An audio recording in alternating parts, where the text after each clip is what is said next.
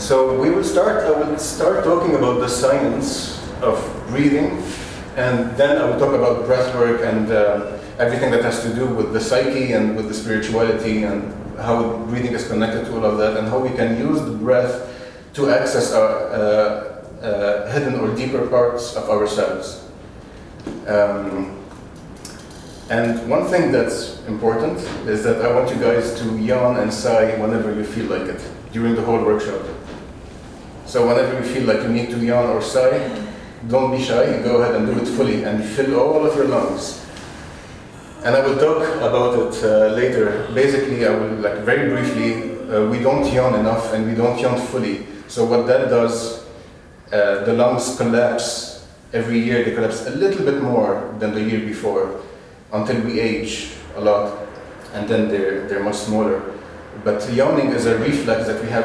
One of the things that yawning does for the lungs is that it's a reflex that allows the lungs to open fully so that the alveoli stay healthy and open. Otherwise, they will decompose and they will shrink, and then we have less oxygen in our body. So that's one of the reasons why we yawn. So yawn whenever you feel like it. And we're going to do an exercise, a 5-minute exercise later on yawning only, yawning and sighing. So I will talk a little bit about the science, but I will focus more on breathwork after. You don't need to see what's written. This is more for me so that I don't forget anything. But basically, so a few things about the science of breathing. The breath eliminates most of the toxins in the body. It eliminates 70% of our toxins. So that's more than the stools, more than peeing, more than sweating. So it's huge. So imagine if we don't breathe properly, how much toxins we're accumulating in our body. No matter how much detoxifying we're doing and techniques that we're doing, if we can breathe properly, it's like all of the work that we do, like the punch karma and all of that, aren't really helping much. They're like peaks. But then we go back to not breathing properly, and then it's like the body becomes again either acidic or stressed.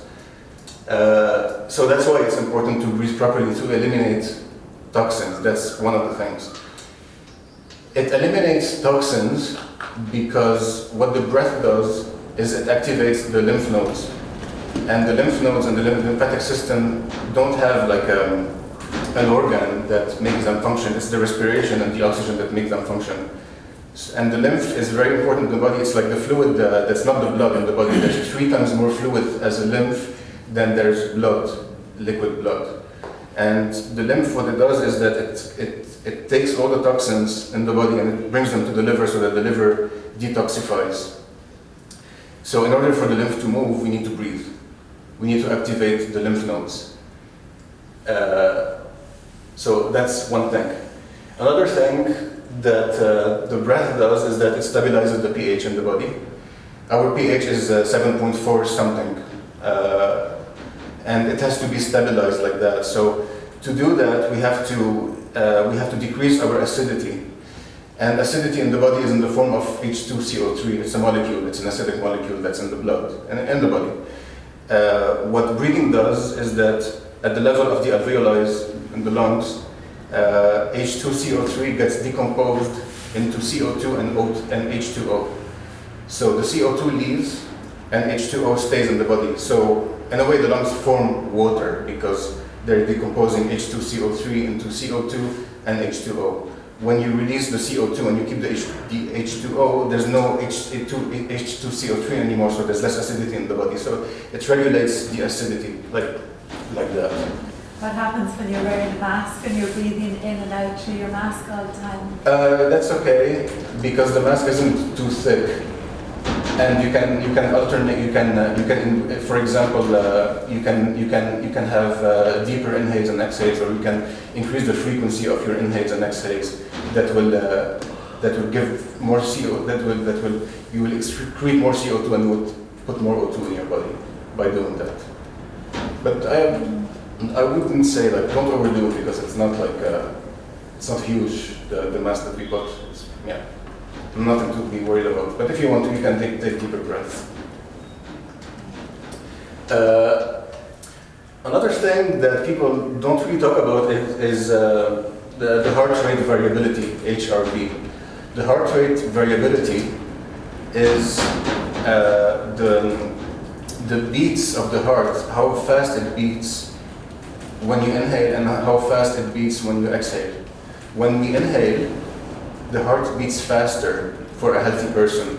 And then when you exhale, I don't know if you have measured, but when you exhale, if you're healthy, the heart will beat a little bit slower than when you inhale. And that's the variability of the heart. It's important to have this variability because if the heart is always constant, this means that there's probably a dysregulation in the nervous system.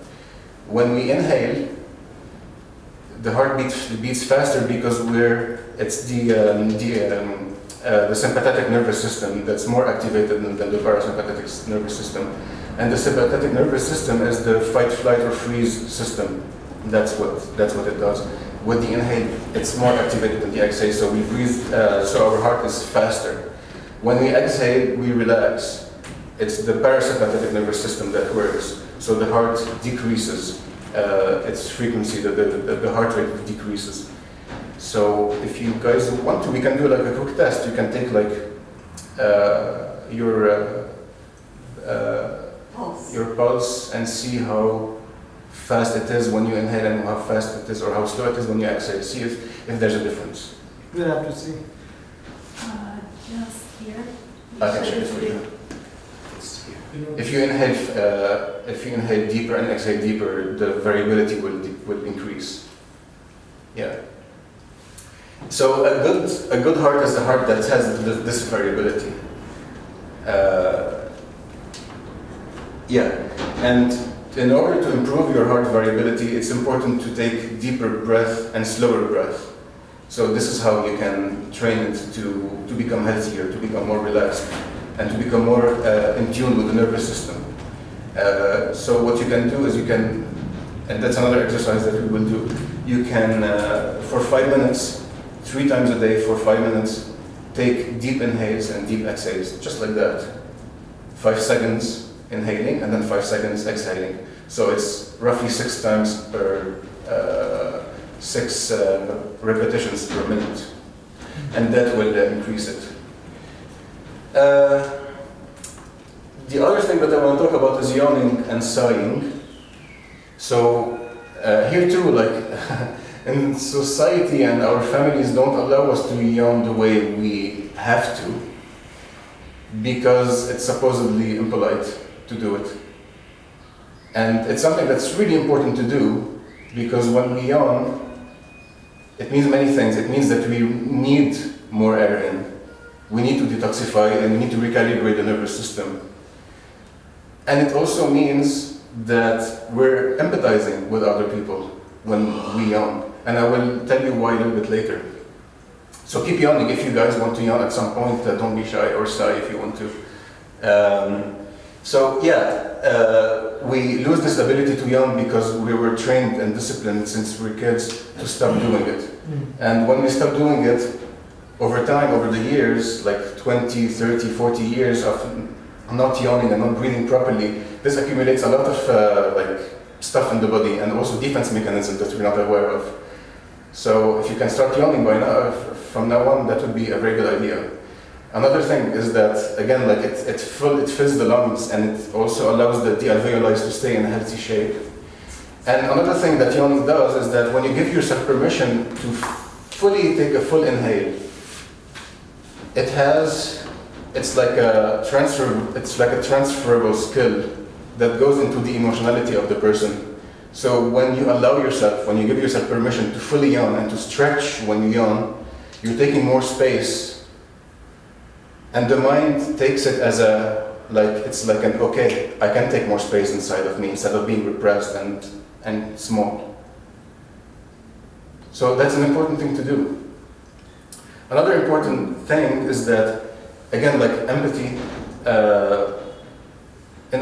I'm taking, by the way, a lot of the notes that I'm talking about are taken from Just Breathe. It's a book written by Dan Brule. He's an American, he's a master breather, and he's amazing. And he says that in his book that if a psychologist, for example, is sitting with a client, the psychologist should yawn sometimes, but they don't allow themselves to yawn, not to be impolite. But they have this urgency to yawn because when the client is saying something that's not easy to hear, a psychologist that's empathic will want to yawn in order to recalibrate himself or herself and keep listening. Otherwise, it's not easy to listen if we keep accumulating all the information that's coming, especially if we're sensitive, if the psychologist, for example, is sensitive or the therapist is sensitive, and they're taking all of this trauma that's coming from another person. If they don't yawn, they won't be able to listen to the person that well anymore.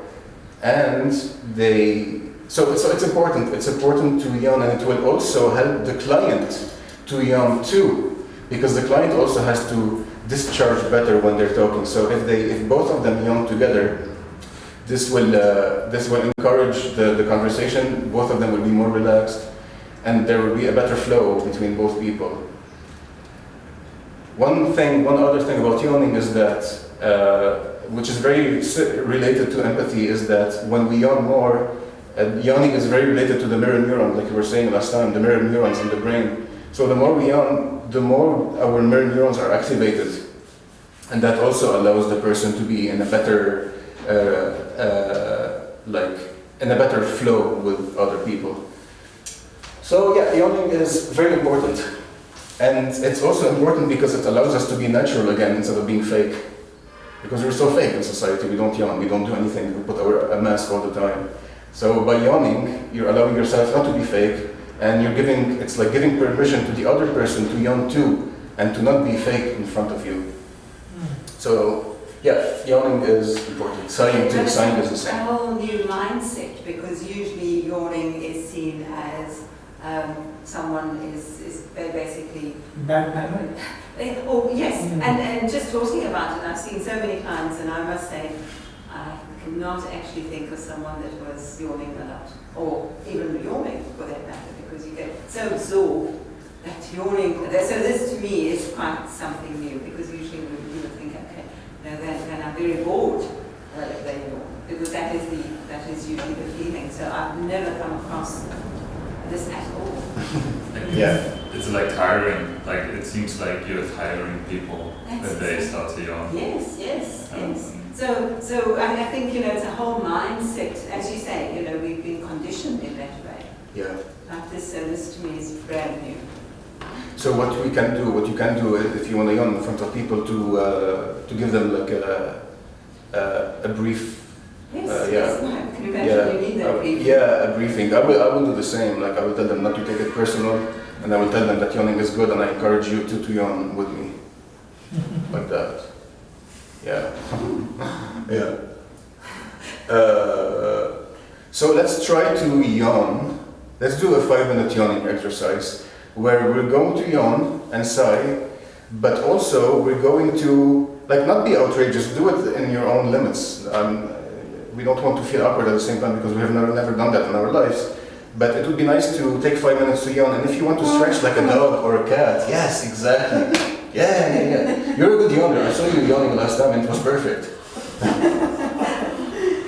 So what I want you to do for 5 minutes, and me too, we're going to yawn and sigh, and we are going to stretch like dogs and cats, because dogs and cats and animals know how to stretch when they yawn because they don't have any inhibitions. They're not conditioned. They do it fully and they give themselves permission. So let's give ourselves permission. Allow your body to guide you how it wants to go, and yawn and stretch your back or whatever you want to do. Take your space and yawn at the same time, because when we take space, we also allow the ribcage to go up and to expand and to have more oxygen in.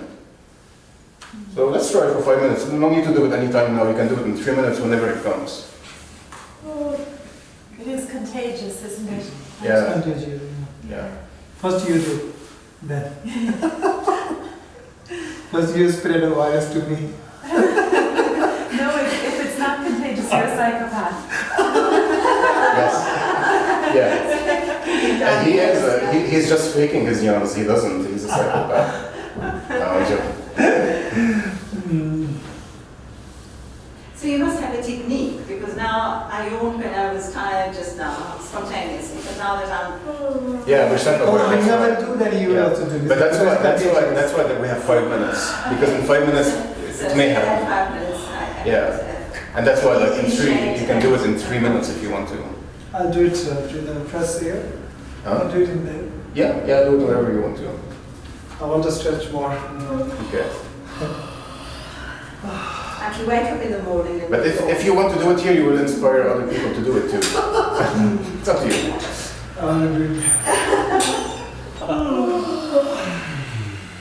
Okay. Feels really It's good. so good. Yeah, I should start to do that. Yeah, she's good. Put me into a mindset of yawning and then just do it for 5 minutes. I have an exercise for you. Then, but I will share it later. But I can share it now. Okay. One of them is to yawn, is to set an alarm, or if you can remember, in the morning to spend one day doing 5 minutes of yawning in the morning, and then every hour or 2 hours do 2 minutes of yawning until lunch.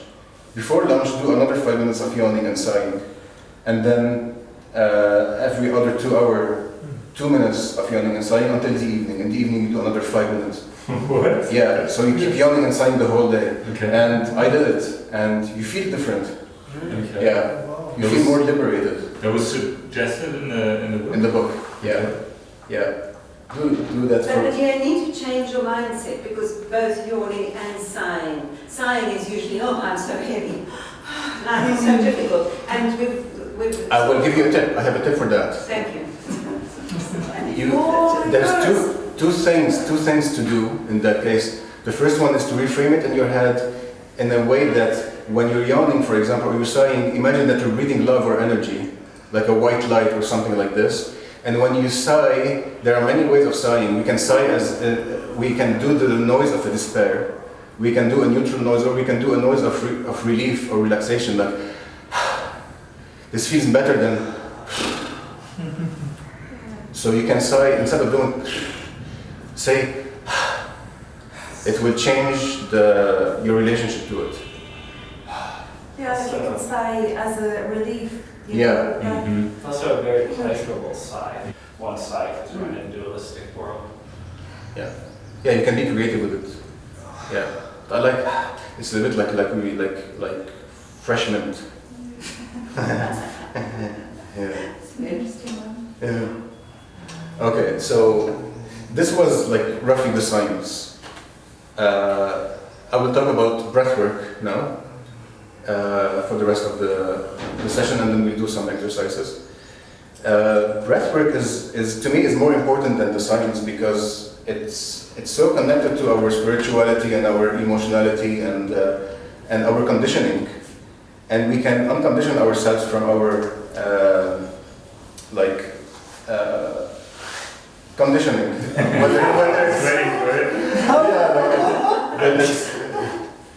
Let's suppose our blockages or our traumas or whatever that we have blocked in us. The breath can guide us to learn how to navigate ourselves in order to release these things. What happens also when we don't breathe correctly, because a lot of people have been shamed in their life and have a lot of shyness, or they have restrictions and inhibitions, and that translates 100% in the breath. So by relearning how to breathe, by taking the space again in the diaphragm and lowering the chest and keeping it relaxed, it has a direct effect on the mind. So by breathing more fully, when you take an inhale instead of blocking ourselves, because a lot of people block themselves in our default life, blocking that is not good. So by relearning how to inhale fully, especially if you're having, like, for example, a conversation with someone that you don't feel comfortable with, try to inhale more fully and see how you feel with that. You may feel much better because you're giving yourself the space, but at the same time you may feel also awkward because you're not used to feeling like this anymore, and you may feel like an unease because I'm breathing very nicely and I'm talking to my boss here, but my boss is dissatisfied, so how can I breathe correctly? No, try to breathe correctly and take a full inhale in front of your boss, for example. It will trigger a few things, and you will relearn how it is that when we feel good and not ashamed of a boss, for example, or stuff like that. So that's also something good to do.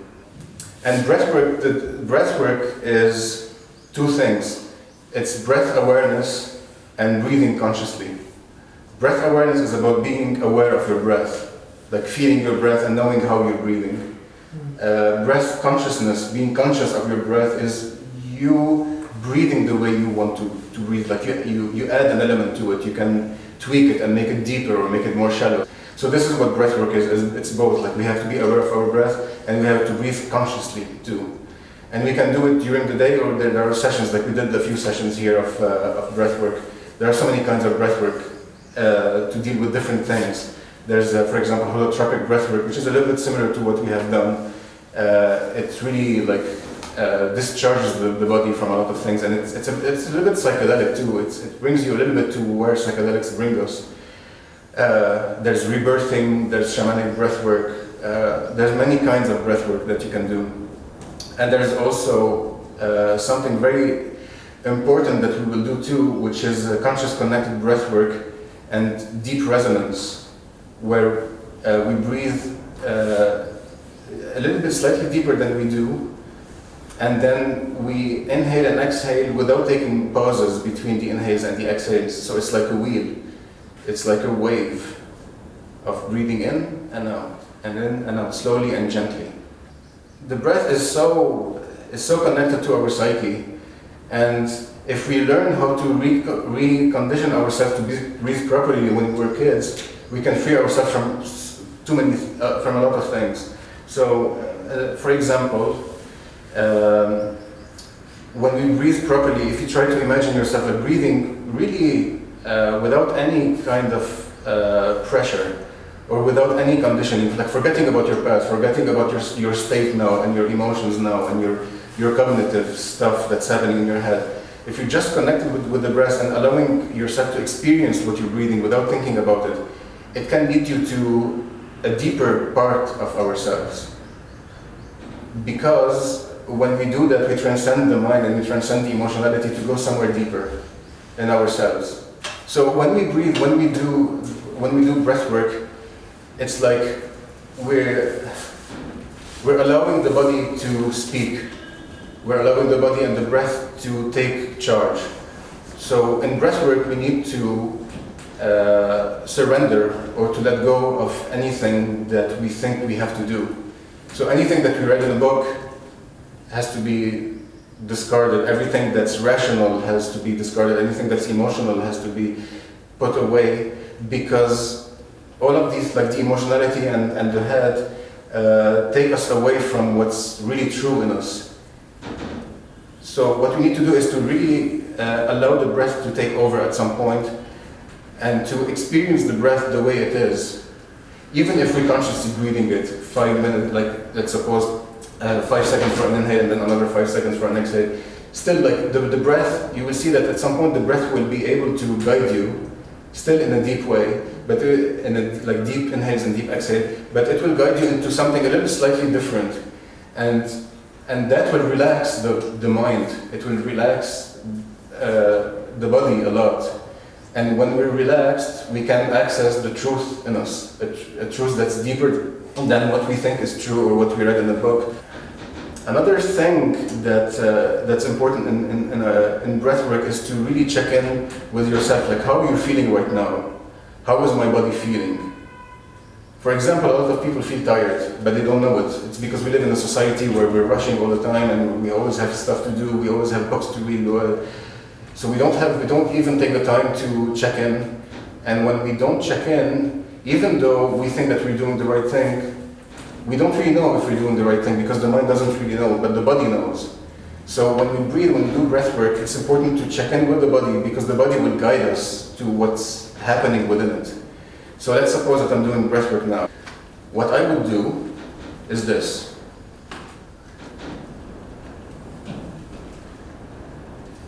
Very slowly, not thinking of anything, not thinking about what I read in the book, not thinking of what I know, and not feeling my emotions. Let's say that I had like a conversation with a friend before and we laughed a lot. No, don't think about that, and don't think of the conflict that you had with another person or whatever is happening.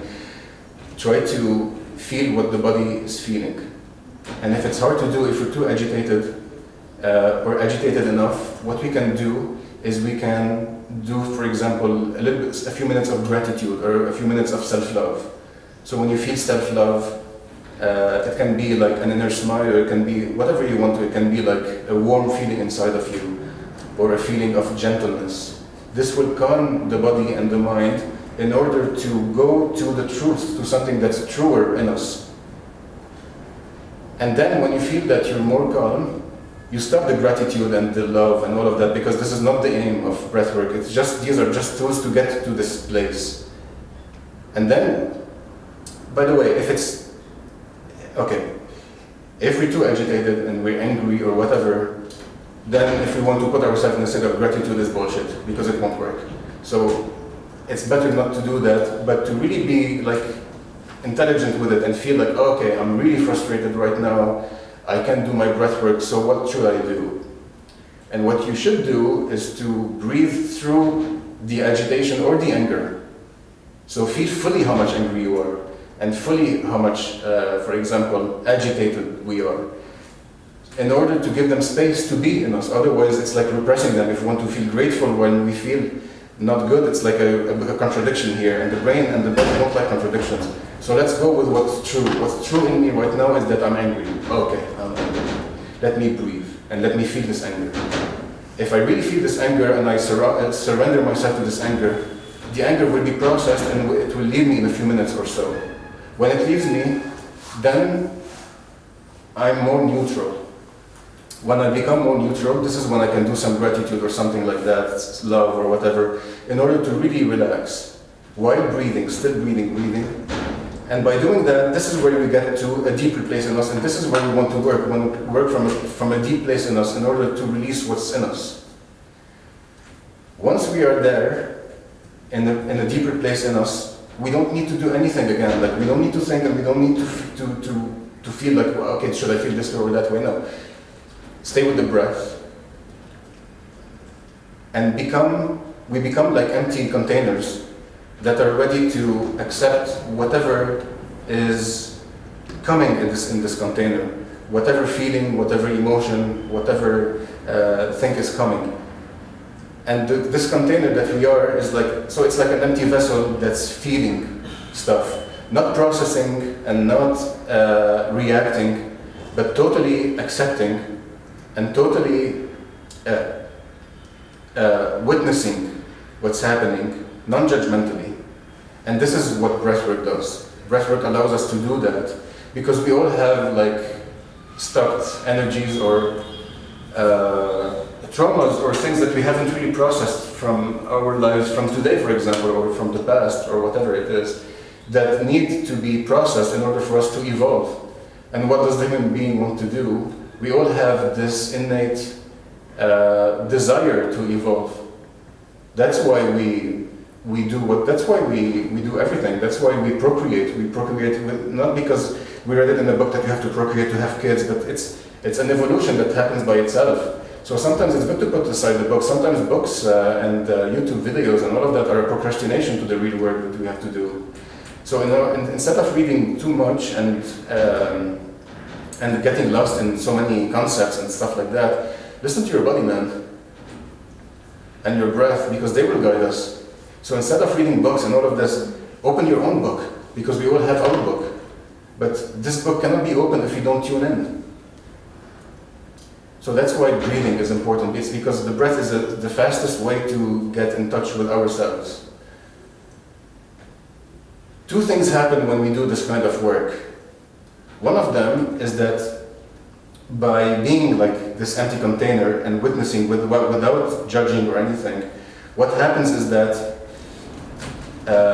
it allows us to really fully feel what's in us and experience what's in us. I don't always like to use the word feel because people have different definitions of it, but like to really experience what's happening in us that has never been seen in us, that needs to be seen. So by fully experiencing it, you allow yourself to see more clearly where are the blockages and how to release them. And they will get released like that, by being processed. Something that's important when we do this is, again, to fight the urge of intellectualizing or making sense of what's happening. Because when we intellectualize and we try to connect the dots and make sense, we're shutting the knowledge. The knowledge comes from within, it doesn't come from the head. The head is good after to synthesize. So keep a notebook for after to write, but try to stop the urge of directly making connections in the head, because the head doesn't know, and the head will jump to conclusions that are most of the time erroneous. So having the faith, it's important here to have the faith, because this is all uncharted territory. We're not used to live like that, to do this kind of exercise, because nobody teaches us. So it takes some courage to do this kind of work. But the good thing is that not only you process things this way, but also we learn how to feel and how to process things. By doing this kind of work, we learn how it is that we have to do it, because the more we do it, the more we have faith and courage to do it, and the more we can open up to it, and open up to the feeling, and open up to the experiencing, and open up to the book that's inside of me. And by opening up, this is how we become better at feeling things. And feeling is healing. That's what they say. Feeling is healing. And when I say feelings, it doesn't necessarily mean like bad stuff. It could be also moments of bliss. What if, for example, you feel so blissful today, but maybe you didn't really feel as blissful as you can feel? When we learn how to open up to the feelings without freaking out because of all the excitement that's happening, when we let go and we surrender to the feeling, it intensifies. And by the way, that's how people reach samadhi. It's by fully opening up to this, not being afraid of this feeling. Even though like sometimes you can start shaking, and sometimes maybe we cry, and we need to again, it's a little bit like this empty container that's witnessing and experiencing. So experiencing makes us cry sometimes, because let's say that there's anger, blocked emotions in us. We need to cry them, and we need to maybe laugh them, because sometimes you will want to laugh so much. So don't be afraid of laughing too much and feeling ridiculous that I'm laughing for nothing. No, because we're not laughing for nothing. But we're not used to being like that, because we've been trained and conditioned to behave. But why not stop behaving and becoming normal instead? You know? So we learn two things. The first one is that we process our inhibitions and traumas and stuff like that, and we become more full, we become more whole as people. And the second thing is that we learn how to surrender to ourselves and to open our book, or to watch our own movie. So another way to say it differently. Imagine that you're watching a movie and you're fully absorbed in the movie because it's a nice movie. What do you do when you watch a movie? You think about the movie, and you think we don't think, we're just engaged in the movie, we're experiencing this movie. So it's a bit the same thing when we do breathwork, we're experiencing our own movie. So sometimes a movie can make us laugh, and sometimes it can make us cry, and sometimes it's same thing with here. And it's all guided by the breath.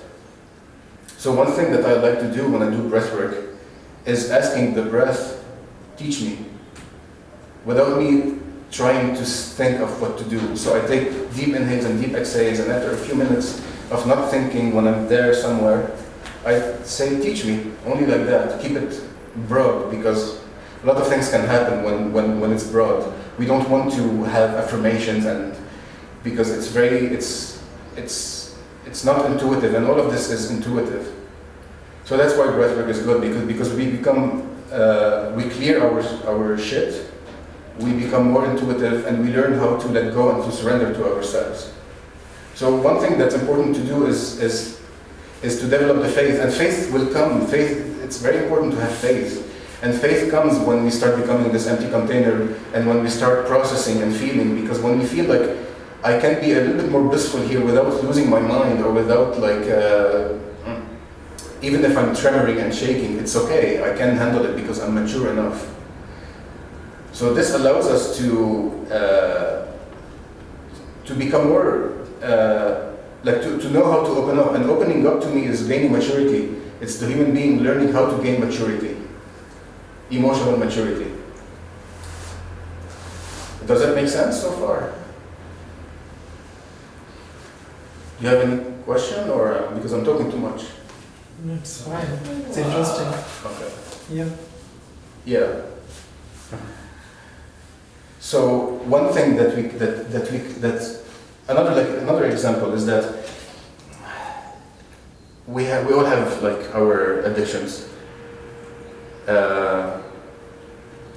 So what I would say, like another good exercise is that if you have an addiction, my addiction is I like to eat a lot. So what I try to do, instead of going to the fridge and emotionally eat, I try to breathe instead and give myself a few minutes to breathe and to see where this hunger is coming from. And it's not coming from a place of real hunger, it's usually coming from a place of somewhere else. And by doing that, this helps me learn how to deal with myself and how to clear my addictions. So that's another way where you can use breathwork too. Something else that needs to be done is that, like I was saying before, I didn't finish it, like most of us are tired, but we don't feel it. Why? Because we always search for solutions and we always want to go out and hang out with friends when we feel tired, or we want to go to the fridge and eat something, or we have a beer, or distract ourselves. And we think that by doing that, or by sitting in front of the TV, we're relaxing. But that's not relaxing. Real relaxation happens when we give attention to what needs to be relaxed. Because nothing works without our attention. We have to bring attention and intention in what we're doing. So if I want to relax, and if I'm tired, I have to bring attention and intention to my body, because it's my body that's tired. So what I would do here is that I would sit or lay down and start doing the breathing and feel my body, feel how tired it is. Because by feeling how tired it is, again, feeling is healing. So by feeling how tired my body is, I'm giving permission finally to my body to feel how it's feeling and to heal itself. Because if I'm not doing that, then I would go for a beer, or I would go for a self-help book, or I would go for a friend, or I would go for a podcast to see what to do. And that's all like either procrastination or adding knowledge to the knowledge to the knowledge. So it becomes like, at some point, it's not useful anymore. So by going to the real thing, which is the tiredness in the body, this is how we heal, by giving attention and by allowing it through the breath to be felt. And after a few minutes or after an hour, for example, of doing this, the body will feel energized. And then when it feels energized, then you can go deeper inside of you, because this layer of tiredness or frustration or whatever it is has cleared. Then we can go deeper to something that's truer. And then by clearing the truer thing, then we go to something that's even more deeper and true in us. To clear and clear and clear. So this is how it works. And by the way, this is how also psychedelics work, and that's how people, this can be applied for psychedelics too, this kind of method. Always non-judgmentally, and without trying to analyze again. You can journal after the experience, because the knowledge comes from within, and then the mind will start to make sense of it. So if you do yourself a favor of not trying to think of what's happening, you allow the knowledge to come, and the knowledge is intuitive, and then the mind will follow. The mind will follow the body. But it's vice versa. Sometimes by putting an intention, it goes to the body. But then at that point, the intention, the message will have to come from the body and the breath to the mind. So that's a little bit what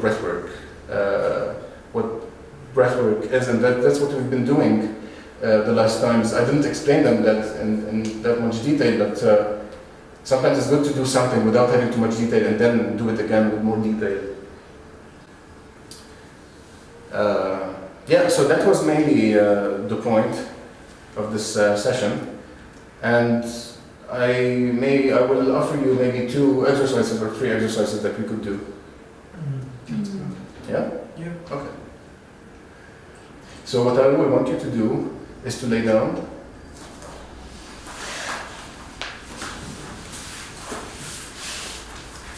Maybe we're sleeping. She's so tired Yeah. today. We're going to do something called coherence breathing. This is conscious connected breath, and it's very simple. We take an inhale that's a little bit deeper than how you inhale usually, and you connect the inhale with the exhale, and you connect the exhale with the inhale without taking pauses. And every 5 seconds we will change. So 5 seconds inhaling, another 5 seconds exhaling. We'll do this for 5 minutes. Abdominal should be good. Like I will say all of these details. techniques. So first of all, what this does is it puts the heart in a place of it's called resonance, and that's very good for our stability and our health. This place of resonance.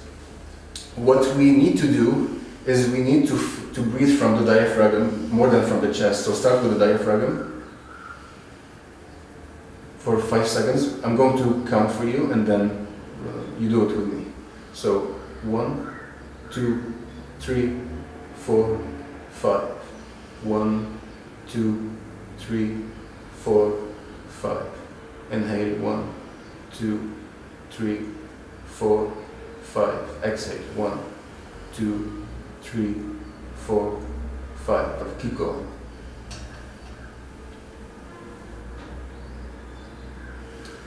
If it's too fast for you, if there's like a discomfort, or if it's too slow, you can adjust. The idea is to not be this uncomfortable. You want to be uncomfortable, you want to be comfortable, and you want your breath to be deeper and slightly longer than what you usually breathe. If you feel like sighing or yawning, please, you can sigh and yawn and then go back to this kind of breathing. Connecting the exhales with the inhales and the inhales with the exhales without taking pauses. It's like a wheel that's happening.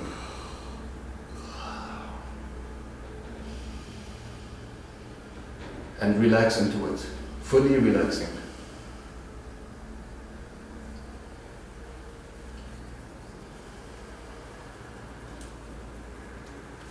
You can imagine a white light inside of you or a warm yellow light if you want to. Or you can even imagine love. You can say love or ask or feel what love means to you. It can be very personal, but if you can put a feeling for it, what would it be? Feel it for a few seconds while you're so relaxed.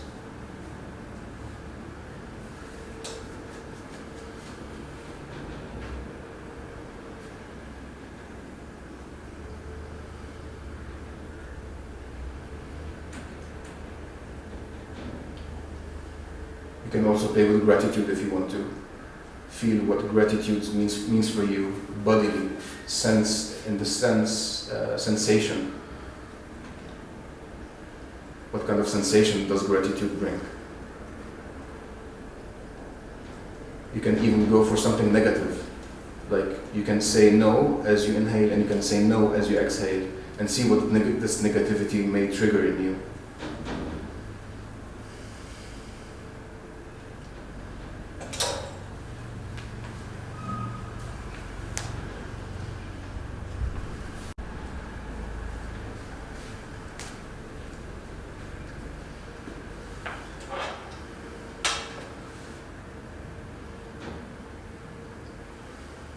And again, you can play with whatever word or affirmation that you want to play with, as long as you keep the breath continuous and deep and slow and very calm.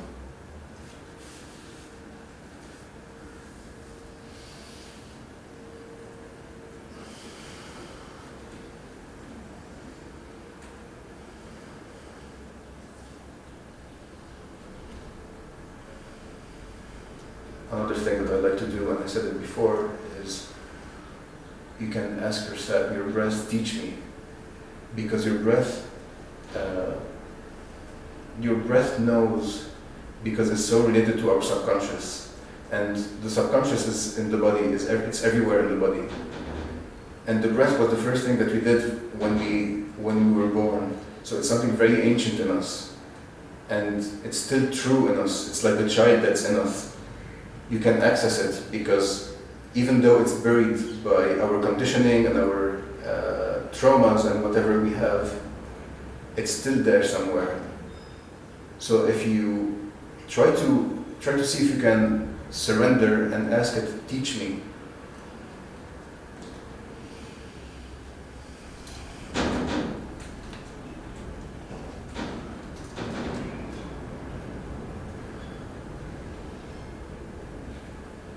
You can ask it, how can I be one with you again? How can I reconnect with you again before all of what happened to me happened to me?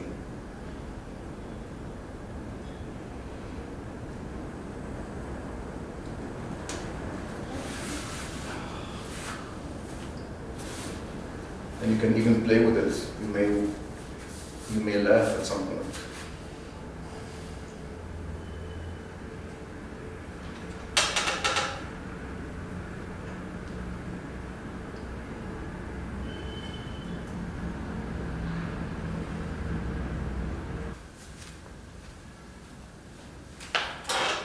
this question is very important. What can relax?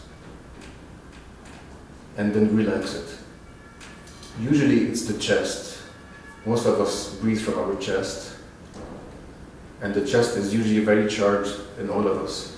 It's like an armor that a lot of people build throughout their lives to deal with stuff in their life. So they build like this armor or this shield, and we forget, we don't remember anymore that we have it. So see if your chest is tense, especially at the exhale. This time now, what you can do if you want to, when you finish exhaling, don't inhale, stay there with the exhale, and just ask yourself what can relax.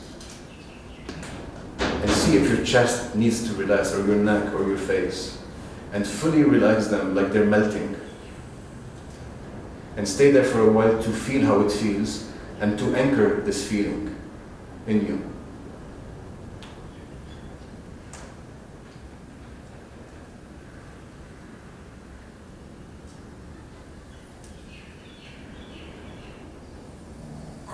What can relax in me that has been activated for so long that doesn't need to be activated anymore?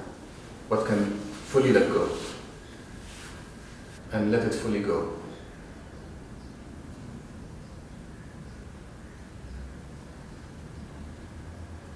And if you're thinking about something, try not to think about it, try not to make sense of it. Just experience it like you experience a movie.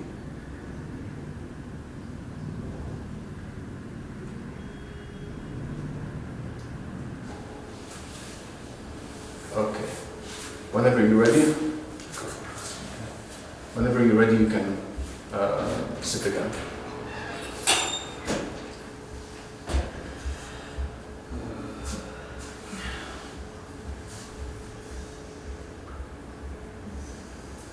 So this is a good exercise to do if you want to do it every day. I feel like if you have this kind of inclination to work with the breath, I feel like this is a very, very important exercise to do.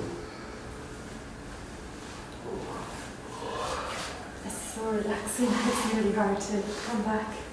So what happens is when we relax like this, it's after relaxing like that the true things start to come. With some experience, or if we spend more time or with some experience, we need to be relaxed at the beginning. We need to be, in order to process things that have been frozen in us, we need to be in a state of relaxation. That's why I was saying that we need to, like if we're angry, we need to calm ourselves down and then feel grateful and then feel the love.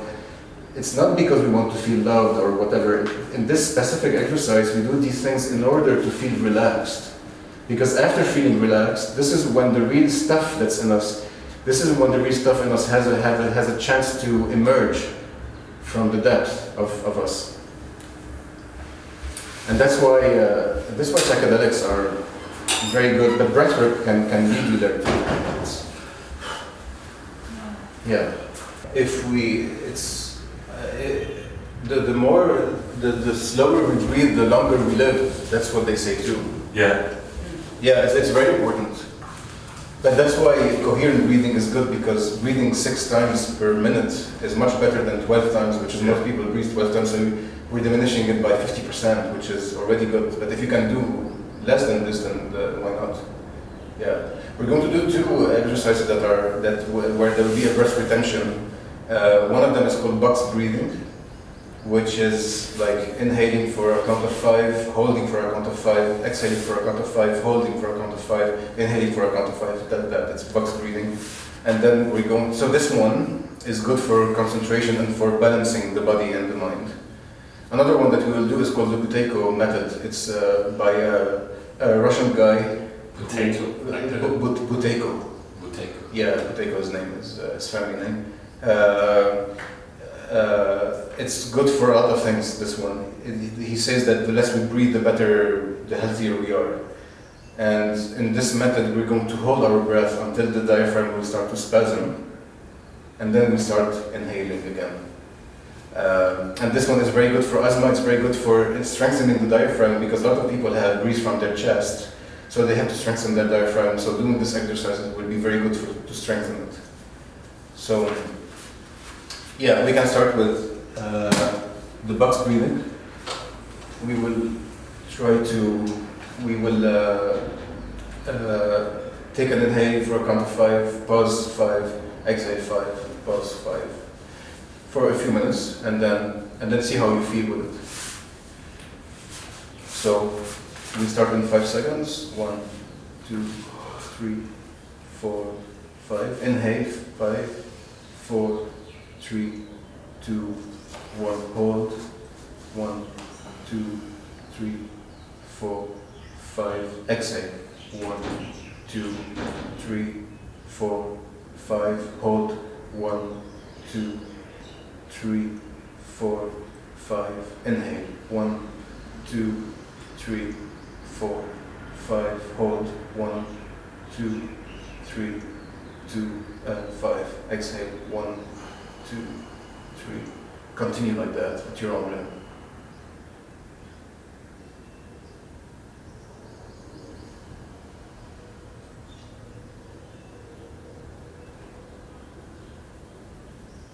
And here too, ask yourself, what can relax? Because when we breathe, we want to be minimal.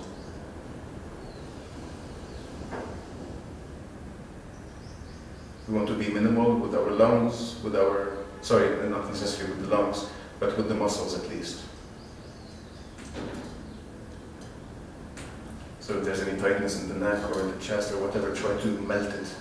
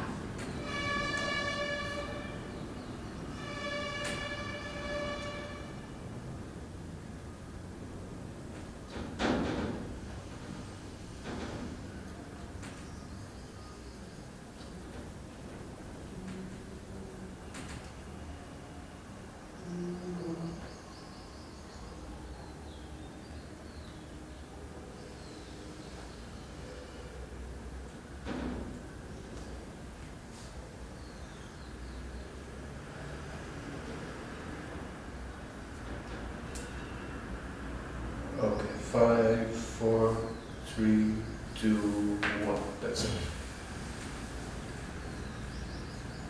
So I like this one because it allows us to feel more balanced and more focused. That's very good. Yeah. You can do it if you're stuck in traffic, for example, or if you're waiting in a waiting list. Like wherever you. Yeah. The other method that I really like and I'm experimenting with is the Buteco method that I was telling you about.